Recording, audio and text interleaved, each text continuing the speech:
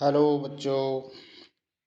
आज हम हमारा परिवेश कक्षा 5 अध्याय नंबर 1 का अध्ययन करेंगे। पाठ का नाम है बासोड़ा की थाली। हमारे व्यंजन और उत्सव।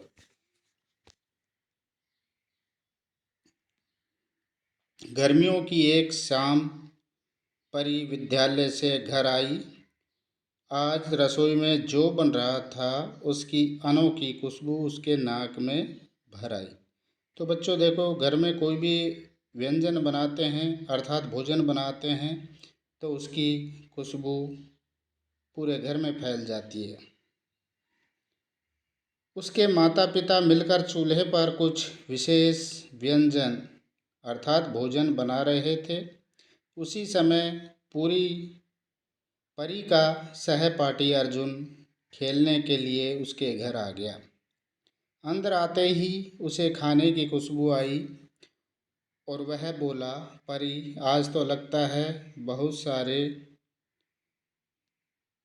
पकवान बन रहे हैं। पकवान का मतलब भोजन। क्या आज कोई खास दिन है? परी की माँ मुस्कुराई और बोली, कल शीतला सप्तमी है और जिसमें हम एक दिन पहले बना हुआ ठंडा भोजन खाते हैं जिसे बासुड़ा कहते हैं।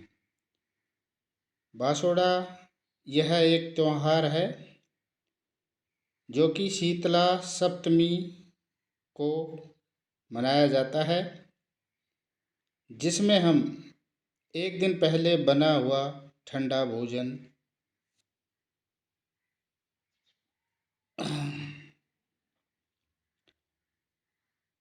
खाते हैं जिसे बासुड़ा कहते हैं।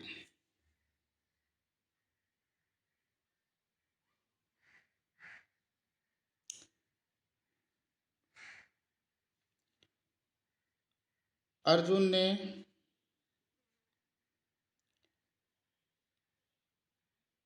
पूछा, बासुड़ा में क्या क्या व्यंजन बनाए जाते हैं? पिताजी ने बताया, बाजरे की रोटी, गुड़, दही, छाछ, बेसन की रोटी, मीठा चूरमा, कढ़ी, कैर, सांगरी और तरह तरह की सब्जियां और अचार। पर यह ठंडा क्यों खाया जाता है? अर्जुन ने आश्चर्य से पूछा। तो बच्चों, जैसे बासुड़ा में त्योहार पर क्या क्या व्यंजन बनाए जाते हैं तो उसका आंसर यहाँ दिया गया है। बाजरे की रोटी, गुड़, दही, बेसन की रोटी, मीठा चूरमा, कढ़ी और कैर, सांगरी और तरह तरह की सब्जियां और अचार। पर यह ठंडा क्यों खाया जाता है? अर्जुन ने आश्चर्य से पूछा। माँ ने समझाया, अपने राज्य में बासुड़ा के लिए कई प्रकार के व्यंजन और पकवान बनाए जाते हैं, जिनमें मुख्य रूप से पंचकुटा की सब्जी, पूरी, सोगरा, घाट, राब, दही बड़े, कैरी पाक, कांजी बड़े, खाजा, मठरी, पापड़, खिचिया, सले बड़े इत्यादि, जो एक दिन पहले ही तैयार करके रख दिए जाते हैं। क्योंकि इस दिन ठंडा और बासी भोजन खाया जाता है, इसलिए इसे बासुड़ा भी कहा जाता है। गर्मियों में दही, राब अर्थात राबड़ी एवं दूध से बने व्यंजनों का सेवन करना चाहिए। परी को यह सब बहुत रोचक लगा। उसने पिताजी से पूछा, क्या यह त्योहार पूरे भारत में मनाया जाता है? पिताजी ने बताया, हाँ, हर राज्य में इसे अलग नाम और परंपराओं के साथ मनाते हैं। गुजरात में इसे शीतला सप्तमी कहते हैं। हरियाणा और उत्तर भारत में भी इसे बड़े श्रद्धा से मनाया जाता है। और पता है, राजस्थान के विभिन्न प्रदेशों में इसे एक दिन बाद भी मनाने की परंपरा है। शीतला सप्तमी के दिन राजस्थान के विभिन्न स्थानों में मेला लगता है, जहाँ पर पुरुष समूह में चंग की थाप पर गीत गाते हुए मेले में नृत्य करते हैं, जिसे गैर कहते हैं या गैर नृत्य। कई क्षेत्रों में शीतला अष्टमी पर भी बासोड़ा मनाते हैं। माँ, इसका स्वास्थ्य पर क्या प्रभाव पड़ता है? परी ने माँ से पूछा। माँ ने प्यार से बताया, परी, शीतला सप्तमी के समय गर्मियों की शुरुआत हो जाती है। अधिक तापमान और बैक्टीरिया के तेजी से बढ़ने के कारण खाना जल्दी खराब हो जाता है। इसलिए इस दिन के बाद हमें ताज़ा भोजन करना चाहिए। दही और दूध से बने व्यंजनों का सेवन करना चाहिए, जैसे राब, ओलिया, ठंडाई आदि। गर्म पानी से नहीं नहाना चाहिए। तो देखो, बासोड़ा जो त्योहार है, इसका महत्व है। इस त्योहार से पहले जो व्यंजन अर्थात भोजन होता है, वो खराब नहीं होता।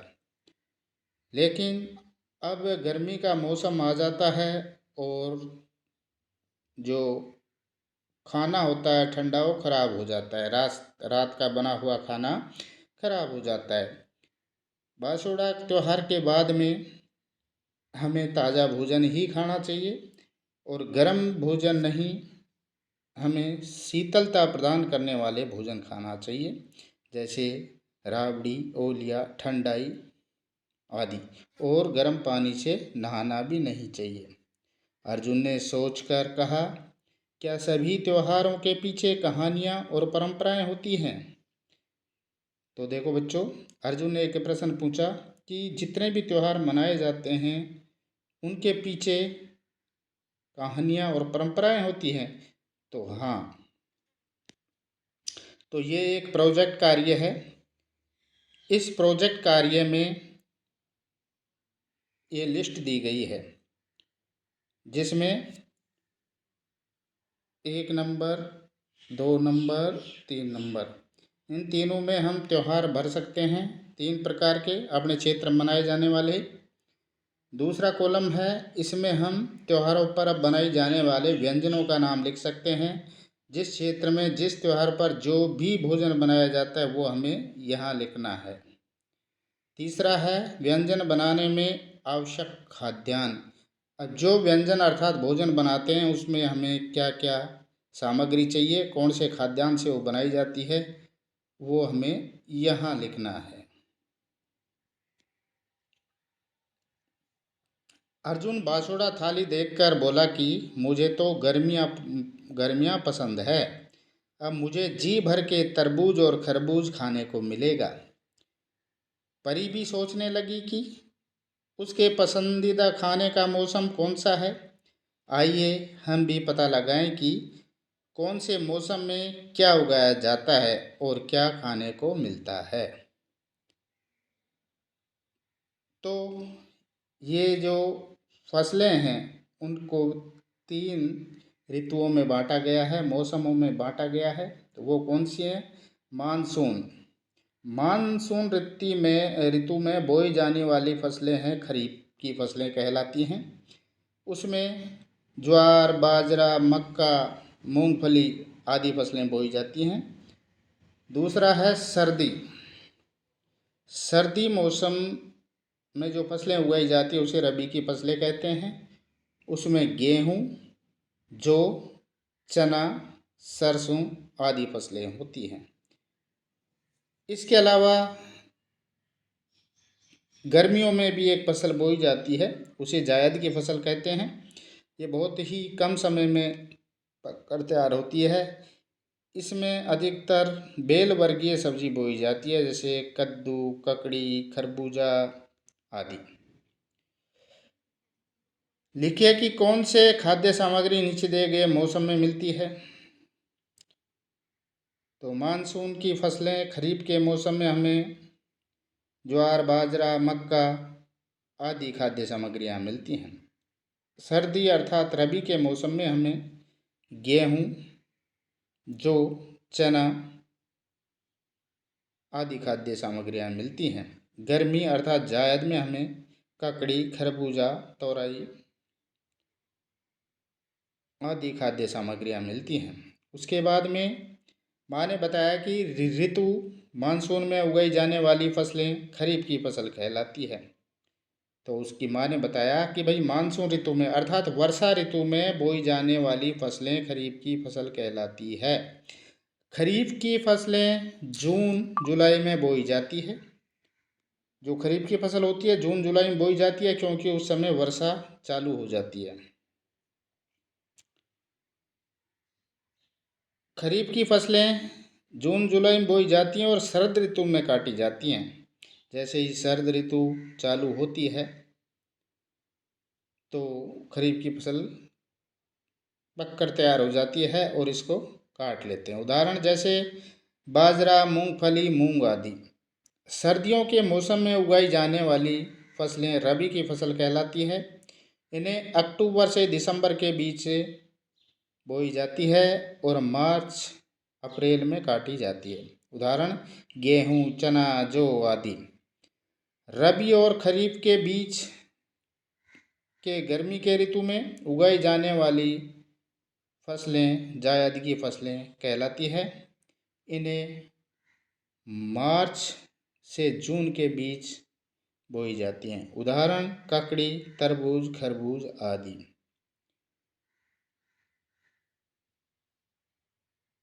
अब देखो बच्चों, ये कुछ प्रश्न दिए गए हैं, इनके उत्तर अपन को देना है। जैसे पहला प्रश्न, बाजरा कौन सी ऋतु में बोया जाता है?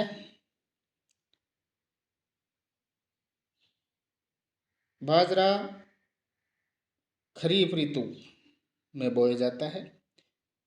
ये वर्षा ऋतु में बोया जाता है। जायद फसल को गर्मी में क्यों बोया जाता है? क्योंकि इस वर्गीय जो फसलें हैं वो गर्मियों में ही अच्छी पैदावार देती हैं और रबी की फसल और खरीफ की फसल के बीच में जो समय बचता है उसमें ये फसल बोई जाती है। कम समय में पककर तैयार हो जाती है, इसलिए इसको गर्मियों में ही बोया जाता है। दो ऋतुओं में बोई जाने वाली फसल का नाम बताइए।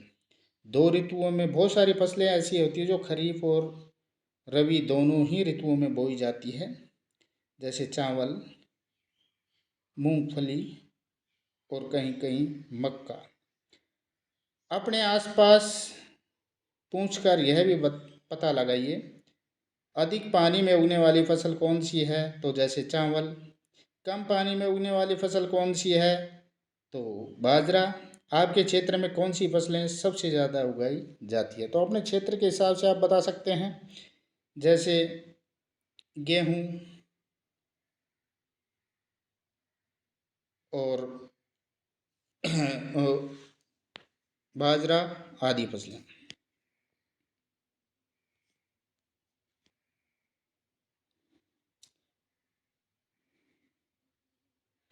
ये दूसरी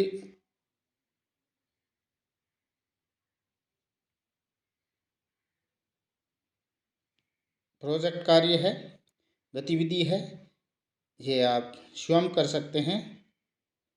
तो ये कुछ और प्रश्न हैं, इनके उत्तर आप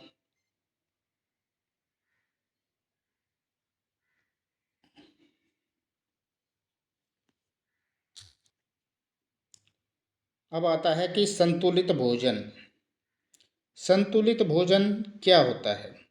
तो संतुलित भोजन हम किसे कहेंगे? संतुलित भोजन में विटामिन और खनिज लवण हो उसे संतुलित भोजन कहेंगे।